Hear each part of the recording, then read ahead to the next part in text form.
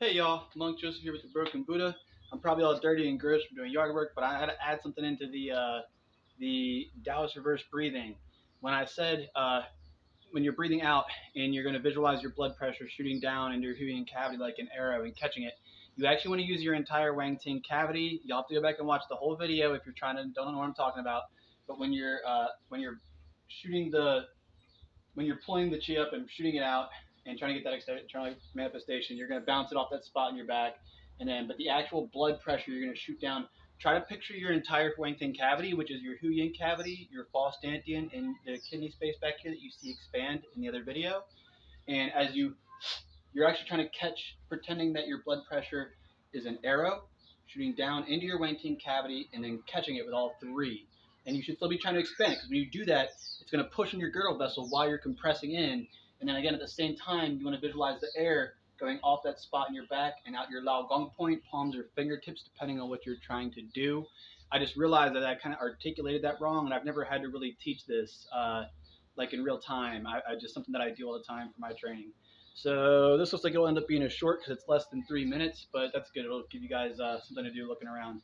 So that's it. I just wanted to add that in. Everything else seems right to my knowledge and understanding of it. Yeah, so that is a complete training on reverse Taoist breathing for both martial and chi building and healing purposes. So thanks for stopping by and check out that other video. It's a long one, but it's a good one. All right, I've seen a lot of masters and teachers stretch that out, and then even after you train them for 10 years, they'll be like, they still won't answer your question because they don't want you to leave. They want you to keep bringing them money. So just check it out. Go back and watch the reverse Taoist breathing, and if you have any questions, leave them in the comments. Same with here.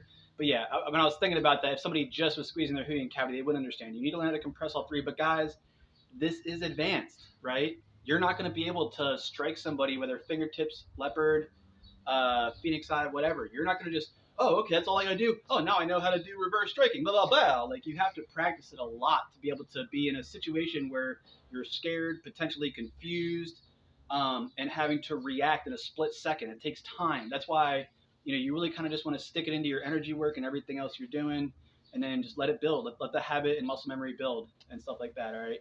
And again, I don't do this stuff all the time. I only do this when I'm doing my Shaolin, is when I'm doing this all the time. I'm going through my sequences, and I do it full force. But repetition, repetition, repetition, repetition. Everything else I do is regular breathing. 90% of my training is regular breathing.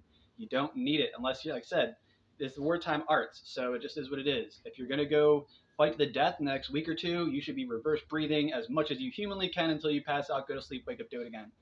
And then you still have to clean yourself and do the sitting to not go insane or boil your organs. So that's all I got. Thanks for stopping by. Check out the other video on reverse Taoist breathing. Peace and blessings.